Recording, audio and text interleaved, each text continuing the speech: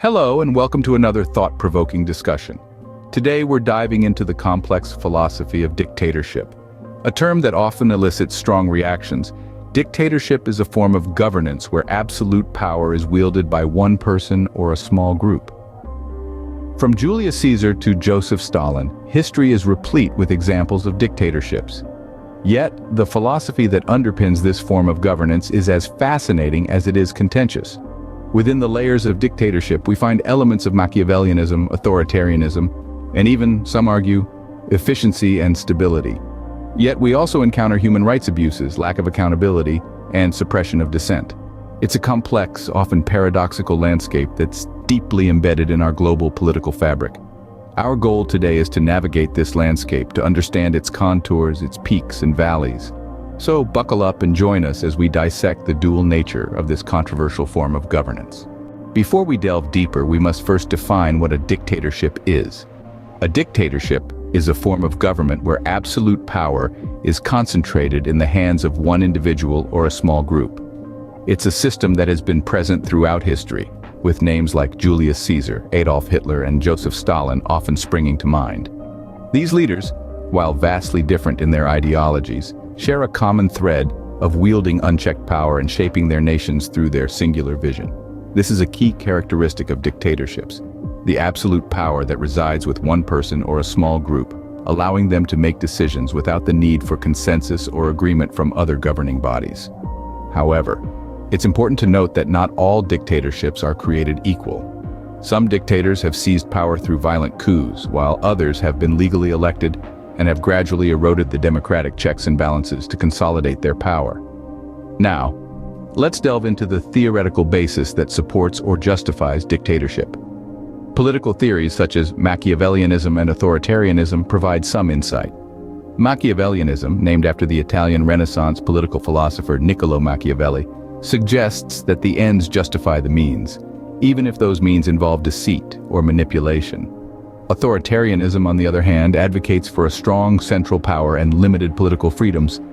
It's a system that values order and stability over personal freedom, with proponents arguing that it can bring about rapid societal change and progress.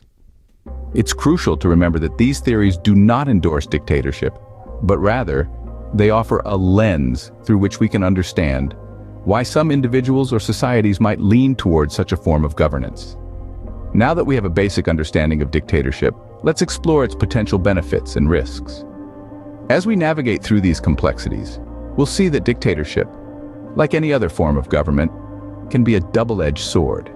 It might be surprising to some, but dictatorships can have certain advantages. Let's delve into the potential benefits of dictatorships, keeping in mind that these are theoretical situations and not an endorsement of such systems. Firstly, dictatorships can potentially be more efficient than democracies in decision-making and policy implementation. In a dictatorship, decisions are made by one person or a small group, bypassing the lengthy debates and negotiations that characterize democratic processes. This streamlined decision-making can lead to quick action on pressing issues, whether they be economic reforms, infrastructure projects, or responses to crises. Take, for instance, Singapore in the mid-20th century. Under the leadership of Lee Kuan Yew, the city-state transformed from a developing nation into a global financial hub in just a few decades. Lee's authoritarian regime was able to enact sweeping economic reforms and infrastructure projects at a pace that would be challenging in a democracy. Secondly, dictatorships can offer a degree of stability, particularly in regions plagued by conflict or political turmoil. When power is concentrated in the hands of one person or a small group, there's no risk of power struggles or political deadlock that can paralyze a government. This stability can potentially attract foreign investment and stimulate economic growth. However, it's worth noting that this kind of stability is often maintained through force and suppression of dissent, which brings its own set of ethical and human rights concerns. Lastly, there are cases where dictatorships have spurred rapid economic development. Again, let's consider the example of Singapore, as well as South Korea under Park Chung-hee. These countries experienced significant economic growth under authoritarian regimes. The leaders, having absolute power, were able to implement economic policies without opposition, leading to industrialization and modernization at an impressive speed. However, this is not to say that economic growth under a dictatorship is guaranteed. The leader's decisions and policies may indeed lead to growth, but they could just as easily lead to economic ruin if they are misguided or self-serving. So, to sum up, dictatorships can theoretically offer greater efficiency, stability, and even economic growth. However, it's crucial to remember that these potential benefits are heavily dependent on the competency and intentions of the dictator. In the hands of a benevolent and wise leader, a dictatorship could lead to rapid progress and stability. But in the hands of a corrupt or inept leader, the same system could lead to oppression, poverty, and societal decay. However, these benefits do not come without a cost. In the next scene, we will discuss the inherent risks and potential downsides associated with dictatorships. The coin always has two sides, and it's important to consider both before forming an opinion. Stay tuned. Now, let's examine the darker side of dictatorships. One of the most glaring risks inherent in dictatorships is the potential for human rights abuses. When power is concentrated in the hands of one person or a small group, the safety and well-being of citizens can often fall by the wayside. Let's consider North Korea, for example. Under the Kim dynasty, the country has faced international condemnation for its severe restrictions on freedom of expression, assembly, and movement, not to mention the widespread use of torture and execution to suppress dissent. And this leads us to our second point: the suppression of dissent. Dictators often view criticism and opposition as threats to their power. To safeguard their position, they may resort to extreme measures such as censorship, intimidation, and even violence. This suppression of dissent creates a stifled society, where citizens are denied their fundamental right to express their views and participate in the governance of their country. The Iraq under Saddam Hussein is a case in point. During his reign, dissent was ruthlessly suppressed, with critics often facing imprisonment or worse. The lack of checks and balances under dictatorships also opens the door for corruption and abuse of power. Without the scrutiny of a free press or an independent judiciary, dictators can bend the rules to their advantage, embezzle public funds, or use their power to punish their enemies. The regime of Robert Mugabe in Zimbabwe, for instance, was infamous for its high levels of corruption, with Mugabe and his allies enriching themselves at the expense of the country's citizens. But the risks of dictatorship aren't just about the abuse of power or the violation of human rights. There's also the issue of instability. While dictatorships can sometimes bring a degree of order to a chaotic situation, they often do so at a high cost. And when a dictator falls, the power vacuum left behind can lead to further chaos. The fall of Muammar Gaddafi in Libya, for example, led to a prolonged period of conflict and instability that the country is still grappling with. Furthermore, dictatorships can stifle creativity and innovation.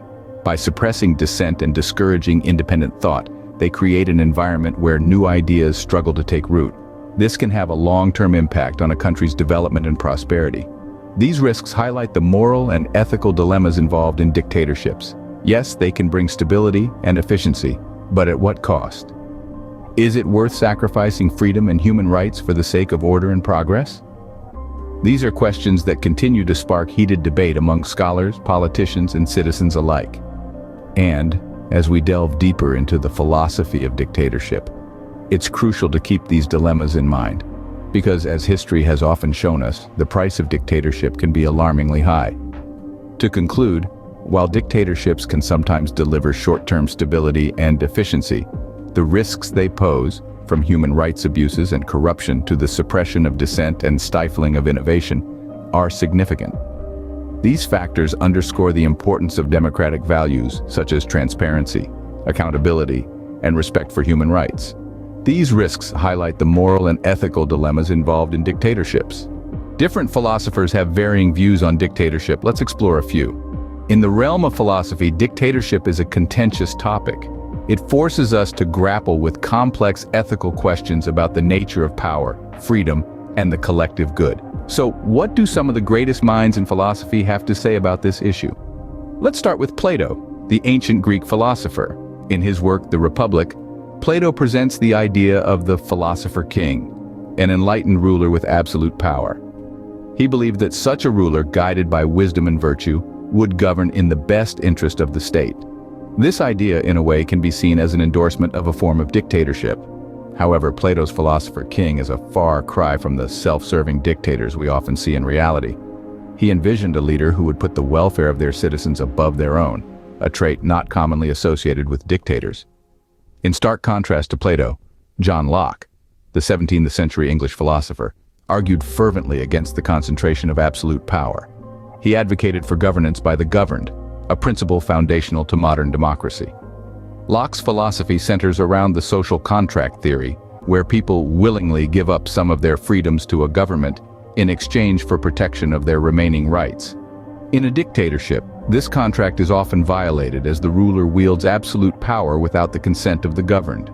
Immanuel Kant, another influential philosopher, would likely oppose dictatorship based on his ethical theory of deontology.